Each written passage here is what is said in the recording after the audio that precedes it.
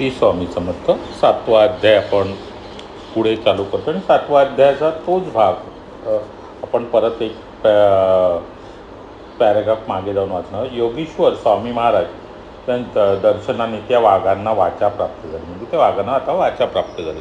पूर्वजन्मातील कृत्य आठवली.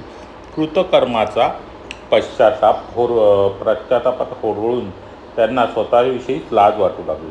ते महाराजांच्या चरणावर लोळण घेत म्हणाले, जय जय हो नृसिंह मुनिवरा, जय जय हो जगदीश्वरा, जय जयाजी दयासागरा, जय जयाजी ज्ञानप्रकाशा, जय जय हो गुरुयोगीशा, जगद्भावना अविनाशा.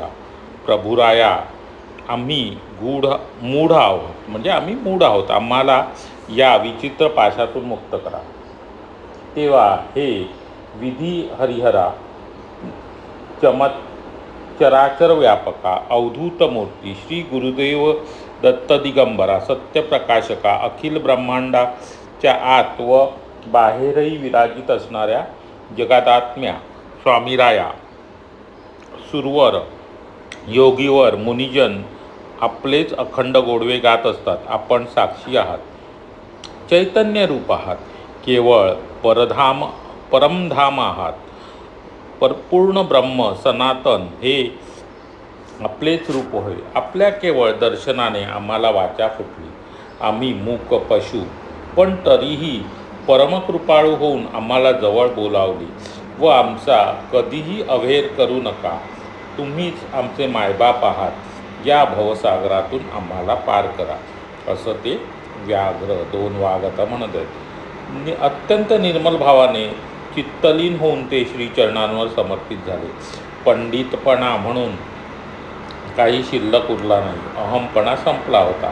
ती त्यांची बदललेली अंतस्थिती पाहून कृष्णामूर्ती स्वामीरायांनी व्याघ्रमस्तकावर कृपाहस्त ठेवला.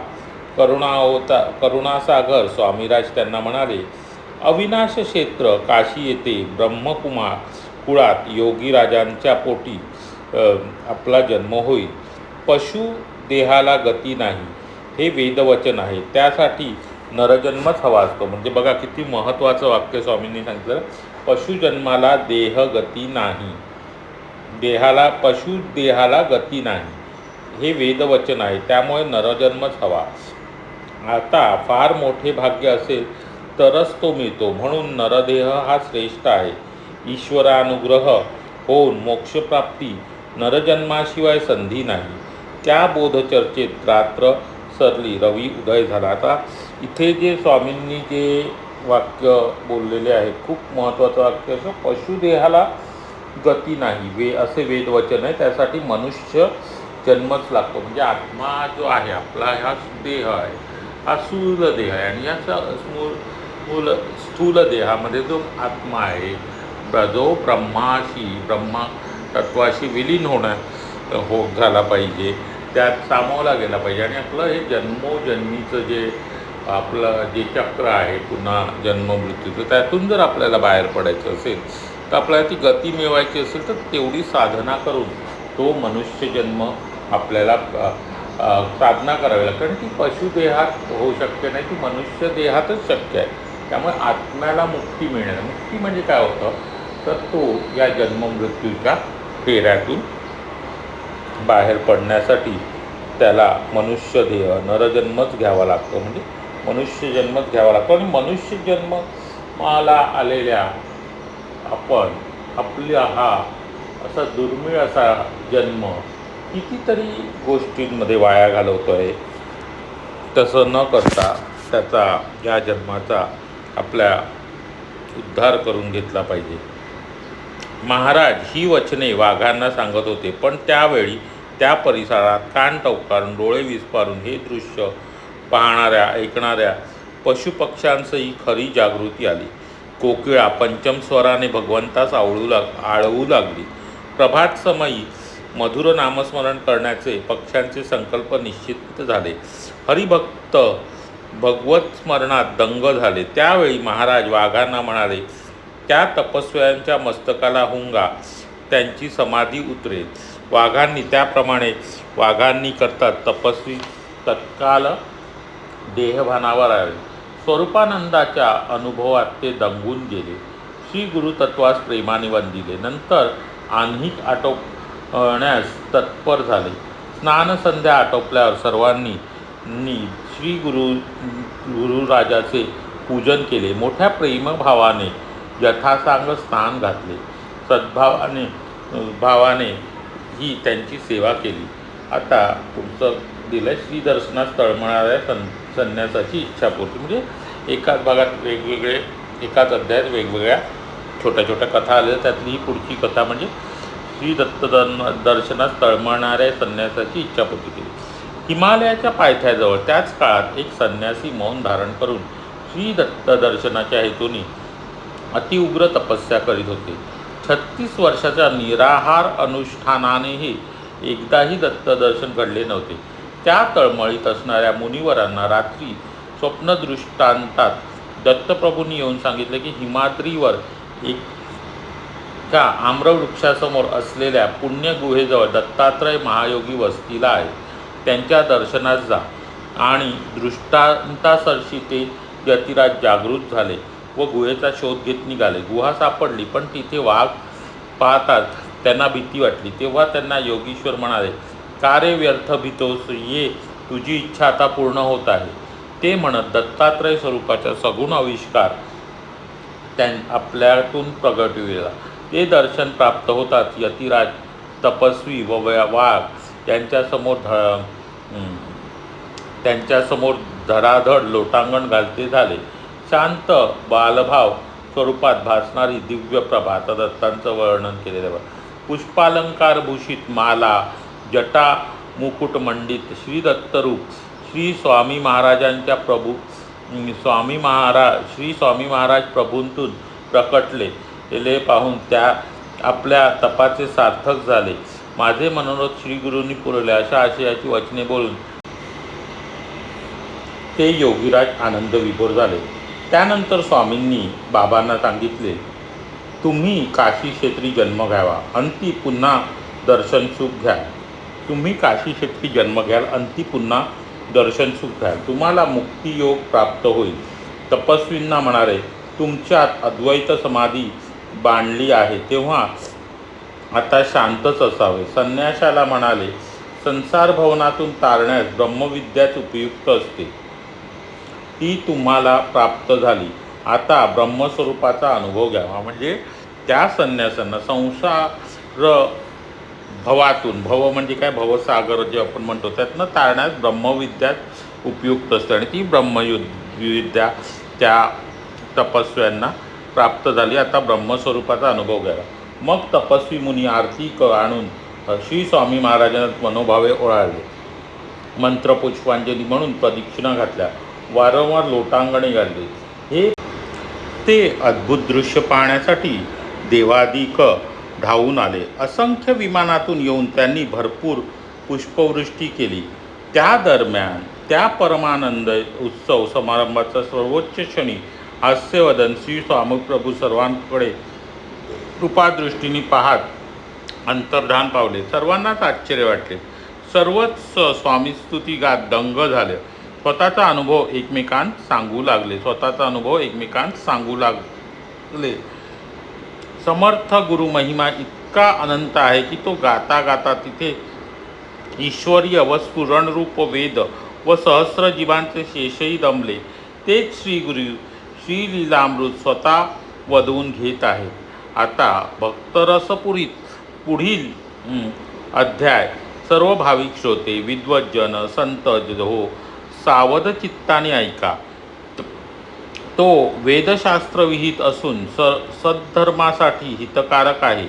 ब्रह्मनिष्ठ वामन विरचित हा 7वा निजबोधपर अध्याय येथे समाप्त होतो. तर हा जो 7वा अध्याय आहे श्री स्वामी समर्थ, तर हा जो 7वा अध्याय आहे निजबोधपर अध्याय आहे. म्हणजे इथे स्वामींनी स्वतः तिथे असलेल्या काही तपस्वी, गुहेतील तपस्वींना, स्वतः 2 वाघांना, जे पूर्वजांनी खूप मोठे पंडित होते आणि स्वतः पंडितला मोठा पंडित समजून तुमचं जे ज्ञान आहे ते त्याने वादविवादामध्ये फुकट घालवलं. म्हणजे मोठमोठ्या ब्रह्म तत्वाविषयी जाणणाऱ्या किंवा ब्रह्म काय त्याच्यासाठी ते शब्द वापरलेला आहे, आपण बघूया. ब्रह्मस्वरूप जाणणाऱ्या त्या तपस्व्यांना पण त्यांनी वादविवादात ओढून घेतलं. म्हणजे इथे बघा, आपल्याला ज्ञान असणं महत्त्वाचं नाही, सगळ्या गोष्टी कळणं महत्त्वाचं नाही, त्या सगळ्या गोष्टीचा अहंकार नसला पाहिजे, हे खूप महत्त्वाचं आहे. आणि त्याच्यासाठी तुम्ही योग्य अयोग्य, आपल्यापेक्षा श्रेष्ठ, आपल्यापेक्षा जाणत्या लोकांशी सुद्धा वाद घातले. आपण म्हणतो आपल्याकडे एक म्हण आहे. आता हे आपलं स्वामीचरित्राचा गुरुलीला अमृताचा हा अध्याय झालेला आहे, पण ह्या अध्यायातून खरंच बऱ्याचशा गोष्टी शिकण्यासारख्या आहेत, म्हणून मी बोलतो आहे. तर आपल्याला माहिती आहे, पण बरीचशी लोक अर्ध्या हळकुंडाने पिवळी होतात आणि मग सगळं काही जसं काही आपल्याला सगळ्यातलं सगळं कळतं असं सांगू लागतात. पण जे स्वामी समर्थ आहेत किंवा जे दत्तप्रभू आहेत ते ब्रह्मतत्व आहेत, ब्रह्मस्वरूप आहेत, आणि त्यांचं खरं स्वरूप जाणून घेऊन त्याची आराधना आपण केली पाहिजे. आपल्याला बघा, एक साधी सोपं उदाहरण देतो जे कुठेही सांगितलेलं नाही आहे.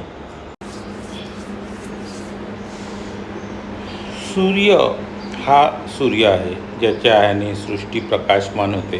त्याच्या पुढे ते सगळं तेज जे आहे इतर गोष्टींचं, ते तेज झाकोळून जातं आणि सूर्याच्या ह्याच्यामध्ये सगळं काही स्पष्ट दिसू लागतं. अशा या कोटी सूर्यांपेक्षाही तेजस्वी असलेले हे स्वामी महाराज आहेत. म्हणजे जे परब्रह्मतत्व आहे, जे क्षणात काहीही करू शकतं.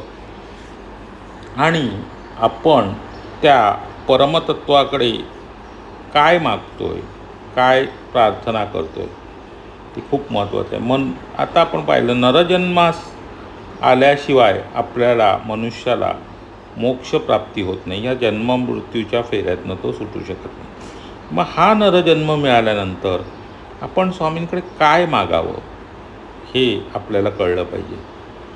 आज असंख्य आदी व्याधी सगळ्यांनी पीडित असलेले आपण हे फक्त देहाच्या भावनेने, देह आपला जो स्थूल देह आहे, आपली सगळी भक्ती त्या पद्धतीने सगळीकडे केंद्रित झालेली आहे. आत्मास्वरूप जाणून, आपलं स्वतःचं स्वस्वरूप जाणून, जसं स्वामींनी याच्यात बऱ्याच गोष्टी अशा गूढ सांगितलेल्या की आपलं स्वस्वरूप जाणा, तुम्ही कोण आहात ते स्वतःचा आत्मबोध झाला पाहिजे. तर ते हिमालयातल्या गुहेतल्या त्या व्यक्तींना कदाचित तो आत्मबोध झाला. का झाला? तर त्यांची जी साधनेची तेवढी ताकद असल्यामुळे श्री गुरूंनी त्यांना जे काही सांगितलं ते त्यांच्यापर्यंत पोचलं आणि समजलं. आणि आत्मबोधासाठी सगळं करायचं असतं आणि आपल्याला आत्मबोध झाला पाहिजे, ही महत्त्वाची गोष्ट. त्यामुळे फक्त माझं हे काम होऊ दे, माझं ते काम होऊ दे, माझं असं आहे, हे सगळं स्वामींकडे आपण कधीपर्यंत मागत बसणार. आणि प्रत्येक अडचणीत स्वामींना कुठपर्यंत आपण हे करत बसणार, हाका मारत बसणार, नाव घ्यायचं आणि पुढे जायचं, आपलं कर्म करत राहायचं. कारण का जे काही आहे ते सगळं स्वामींमुळे घडतं. आणि आपली साधना आपण कुठे खर्ची घालतोय.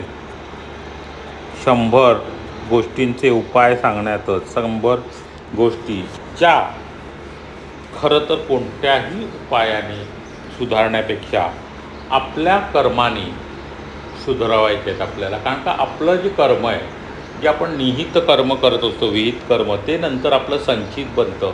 आणि त्या संचिताचं जेव्हा आपण त्याचं फळ भोगायची वेळ येते त्याला प्रारब्ध म्हणतात. आणि त्या प्रारब्धाप्रमाणे आपल्याला ते आपलं कर्मफळ भोगावं लागतं आणि ते आपल्या वाटायला येतं. पण कुठेही अजूनही भगवान श्रीकृष्णांनी सांगितलं आहे फक्त कर्माकडे लक्ष द्या. पण आपल्या कर्माविषयी आपण चांगलं वागलं पाहिजे. आपण हे सगळ्या गुरूंनी सांगितलं पाहिजे. सत्कर्म रील स्टार्स नाही हां, रील स्टार जे आजकाल छोट्या छोट्या रील्स बनवत आहेत किंवा व्हिडिओज बनवत आहेत, असंख्य उपाय सांगत आहेत, सगळं काही करतात, ते सगळं काही सांगत आहेत, पण फक्त प्रभूची निष्काम अशी भक्ती करा, देवाचं नाव घेत राहा आणि तुमचं जे काय भोग आहेत ते भोगून पूर्ण करा. मग तुम्हाला पुढे चांगले दिवस येतील, तुमच्या आयुष्यात सगळ्या गोष्टी नीट होतील. हे सांगणारं आपल्याला कोणीही भेटत नाही. आपल्याला फक्त उपाय सांगणारे भरपूर भेटतात. कर्मकांडात खूप आपल्याला गुरफटून ठेवलं जातं की असं करा, तसं करा, हे करा, ते करा.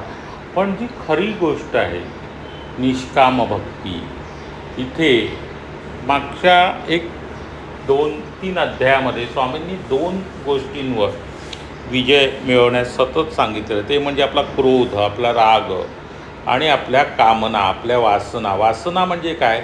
इच्छा. बघा इथे जो वासना या शब्दाचा झाला, आपण म्हणतो ना एखाद्या गोष्टीवर आपली वासना राहिली म्हणजे काय राहिलं, तर ती आपली इच्छा राहिली. तर आपल्या इथं इच्छा आहे, इच्छांना, आपल्या इच्छा अपेक्षा यांच्यावर खूप वेळ आपलं त्यांचं म्हणणं होतं. ज्या प्रकारच्या इच्छा, ज्या प्रकारच्या वासना आपल्या मनात निर्माण होतात आणि त्या वासना पूर्ण करण्यासाठी, त्या इच्छा पूर्ण करण्यासाठी आपण आपलं त्याप्रमाणे कर्म करत जातो. मग ते कर्म करण्यासाठी, ते इच्छापूर्तीसाठी आपण कोणत्या मार्गाने जातो त्याच्यामध्ये आपल्या कृती आणि आपलं हे ठरवत असतं आणि त्या कर्मांचं संचित तयार होतं.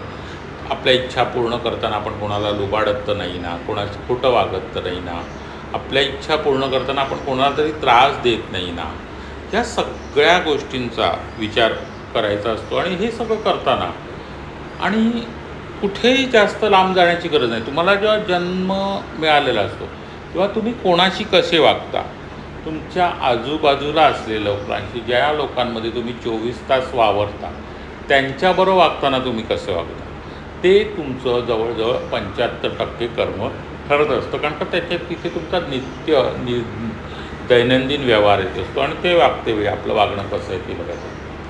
25% आपण इतर अनोळखी लोकांशी कुठं तरी काम करताना, कुठेतरी काही करताना अनोळखी लोकांशी आपला व्यवहार होतो. काही वेळेला कसं असतं, लोकांचे व्यवहार हे आपल्या ओळखीच्या लोकांमध्ये किंवा आपल्यासारख्या लोकांमध्ये, म्हणजे जेव्हा मी एखादं आपलं स्वामी परिवाराचं गेट टुगेदर होणार आहे तेव्हा सगळे येऊन चांगलेच वागणार आहे. पण गेट टुगेदरला येताना किंवा कुठेतरी आपण एकत्र भेटणार असू आणि तेव्हा येताना तुम्हाला वाटेतनं प्रवास करून तुम्ही येत असाल तेव्हा तुम्हाला तुमच्या शेजारी बसून आलेली व्यक्ती कोण आहे, काय आहे, किंवा तुमच्या शेजारी प्रवास करणारी व्यक्ती माहिती, तशा वेळेला पण तुमचं, आणि खास करून प्रवासात वगैरे आपण खूप हे करतो, अगदी अटीतटीला येऊन बरीच वेळा आपण भांडणं करतो. आपलं वागणं तिथेही फार विचित्र होऊन जातं, अगदी हाणामारीपर्यंत काही वेळेला प्रसंग येतात, काही वेळेला आपण अर्वाच्य बोलतो, हे करतो. तर हे जे वागणं आहे म्हणजे अनोळखी व्यक्तीबरोबर आपलं वागणं आहे, ते सुद्धा एक प्रकारचं आपलं कर्म आहे.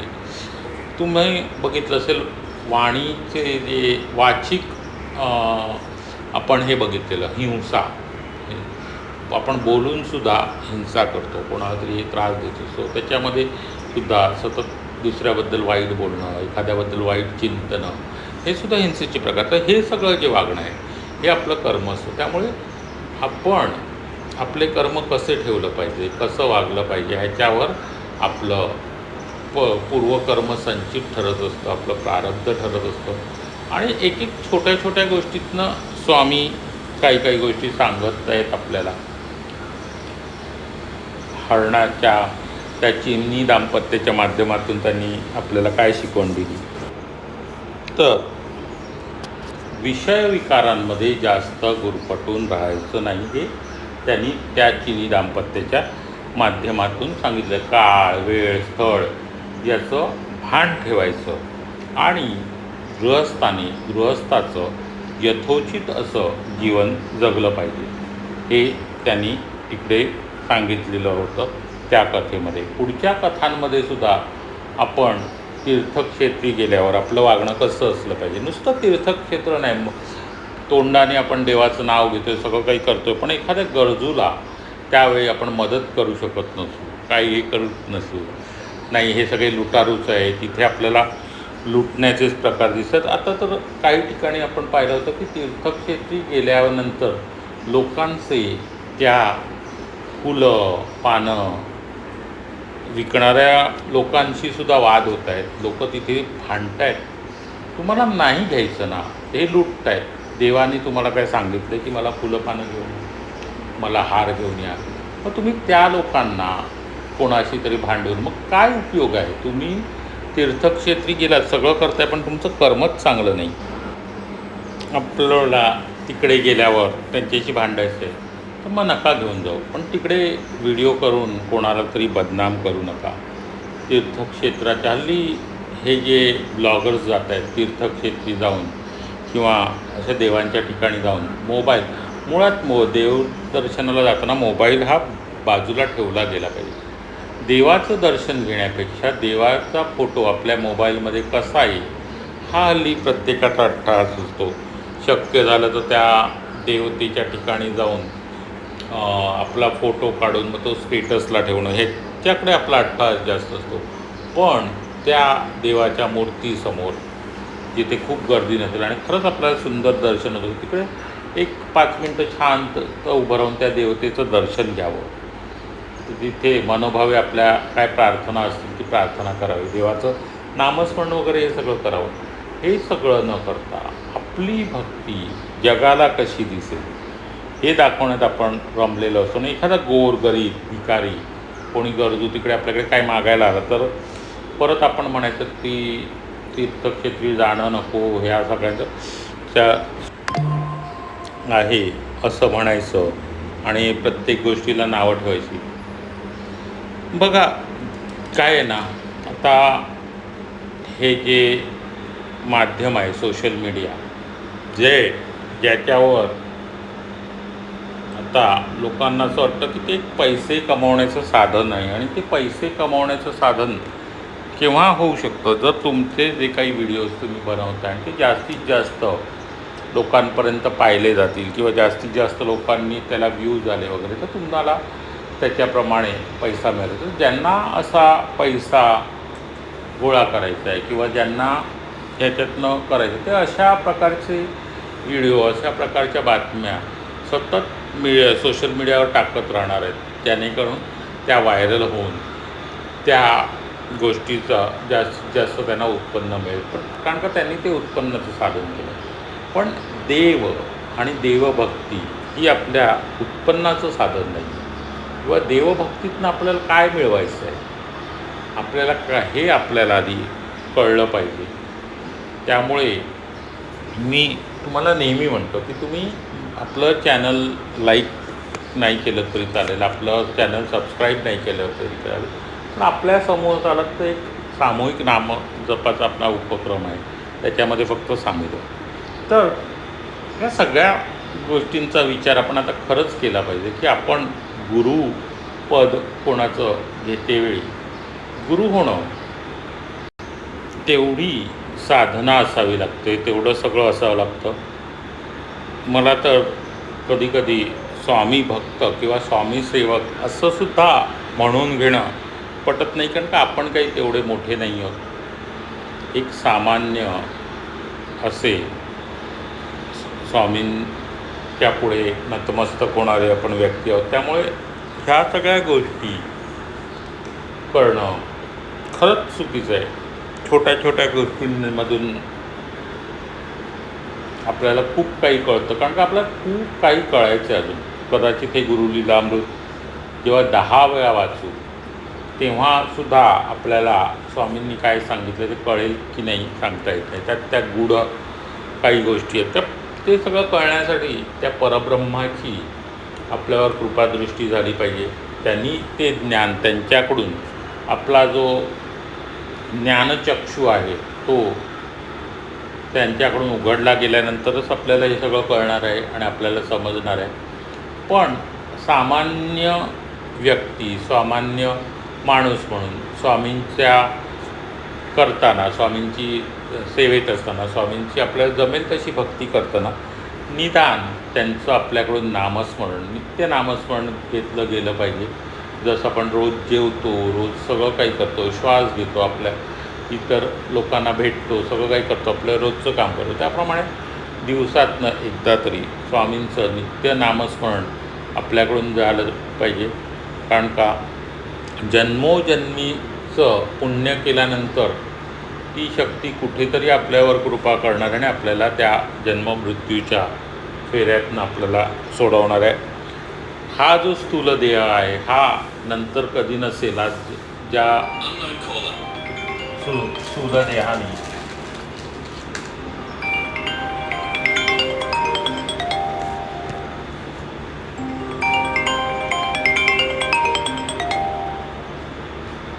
ज्या स्थूल देहाने आज आपण स्वामींची प्रार्थना करतोय,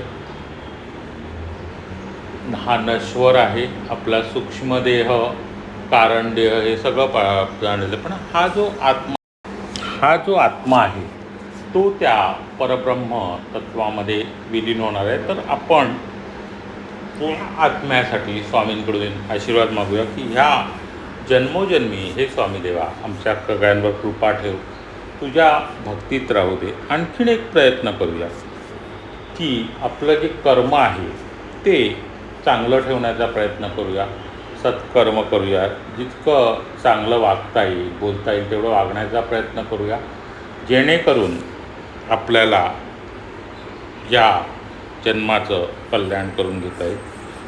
कोणाविषयी वाईट बोलू नका, कोणाविषयी वाईट चिंतू नका. आपलं कोणतंही कर्म हे इतरांसाठी करू नका, दुसऱ्यांना दाखवण्यासाठी भक्ती करू नका. आपलं कोणतंही कर्म करू नका. कर्म असं ठेवा की जे केल्याने तुम्ही सुखी आणि समाधानी राहाल. समाधानी म्हणजे मानसिक समाधान मिळेल की मी काही वाईट करत नाही आहे, मी चुकीचं करत नाही आहे. हे आपल्यासारख्या सामान्य माणसांच्या वागण्यामध्ये, जगण्यामध्ये इतकं जरी आलं ना तरी खूप आहे. माझ्याकडून कोणाची फसवणूक होई नाही. आणि दुसऱ्याच्या कर्माचा कर्मदोष देत बसू नका की तो असाच वागतो, तो वाईट व्यक्तीच आहे, त्याला त्याचं कर्म करू द्या, आपण आपलं कर्म करत राहा. ही गोष्ट, हा आचार, हा विचार हा घेऊन चला. आणि प्रारब्ध हे प्रत्येकाचं आहे आणि त्याच्या प्रारब्धात जे काही येईल ते त्याला भोगायचं आहे आणि भोगून पूर्ण करायचं. आपण कितीही कोणाच्याही जवळ असलो तरी आपण कोणाचंही प्रारब्ध बदलू शकत नाही.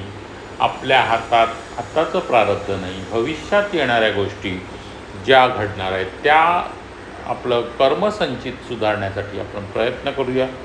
चांगल्यात चांगलं वागणं, चांगलं बोलणं, चांगलं समाधानाने राहणं हे करा. परनिंदा टाळा. राग, क्रोध, मोह, मद, मत्सर, लोभ या षडरिपूंवर विजय मिळवण्याचा प्रयत्न करा. त्या सगळ्या गोष्टी ज्या आहेत, ज्या आपल्याला शक्य आहेत तेवढं एक सामान्य माणूस म्हणून आपण केलं तरी मनुष्य जन्माचं, आपल्या ह्या जन्माचं सार्थक होणार आहे. त्यामुळे फार मोठ्या मोठ्या गोष्टींमध्ये न पडता, फार हे न करता, छोट्या छोट्या गोष्टींमध्ये सुधारणा करण्याचा प्रयत्न करा. आपलं आचरण सुधारा. जग कसंही वागलं तरी आपण आपलं वागणं चांगलं ठेवायचं. सगळीकडे आपली मतं मांडण्याची गरज नसते, सगळीकडे जाऊन सगळ्या गोष्टी बोलण्याची गरज नसते. आपल्याला जिथे पटत नाही तिथे आपल्याला पुढे जायचं. कारण का तुम्ही पाहिलेलं आहे की हे कलियुगाचं हे आहे, अधिपत्य आहे. आपलं जे आता कलियुग चालू आहे आणि कलीचं वर्णन कसं केलेलं आहे तर कलीच्या एका हातात शिस्न म्हणजे लिंग आणि दुसऱ्या हातामध्ये जिव्हा आहे. त्यामुळे या दोन गोष्टी ज्या आहेत, आपली जी इंद्रिय आहेत त्या इंद्रियांवर कलियुगात कोणाचाही ताबा राहणार नाही. आणि आपल्या वाणीवर सुद्धा, जिभेवर सुद्धा कोणाचाही ताबा राहिलेला नाही. त्यामुळे आजकाल वागते वेळी कोणीही कोणताही विचार करत नाही. सगळे विषय वासनांमध्ये लोलूप झालेले आहेत. आपल्या जिभेने तलवारीसारखे एकमेकांवर आघात करीत आहेत. कुणाचं ऐकून घेण्याची शक्ती नाही. ऐकून घेतल्यानंतर, आपल्या कानांचा वापर केल्यानंतर ती गोष्ट मेंदूपर्यंत पोचून त्या मेंदूने त्याचा सारासार विचार केल्यानंतर मग त्याच्यावरची प्रतिक्रिया आपल्या तोंडून आली पाहिजे, याचेही आजकाल बऱ्याच जणांना भान नाही. आणि या कलियुगामध्ये तसंच होणार आहे. कारण का ते पण तरीसुद्धा आपल्याला वर स्वामी कृपा होऊन आपल्याला जर काही गोष्टी कळत आहेत, समजत आहेत, वागण्या बोलण्यात आपण कसं राहिलं तर आपण आपल्यापुरतं तरी सुधारण्याचा प्रयत्न करूया. जगात प्रत्येकजण आपल्या कर्माप्रमाणे वागणार आहे. प्रत्येकाच्या कर्माचा आपण जबाबदारी घेऊ नये. ज्याला जसं वागायचं तसं वागू दे. आपल्यापुरतं आपलं कर्म कसं असेल, आपलं वागणं कसं असेल, कोणत्या गोष्टीत किती गुंतायचं याचा विचार करायचा आहे.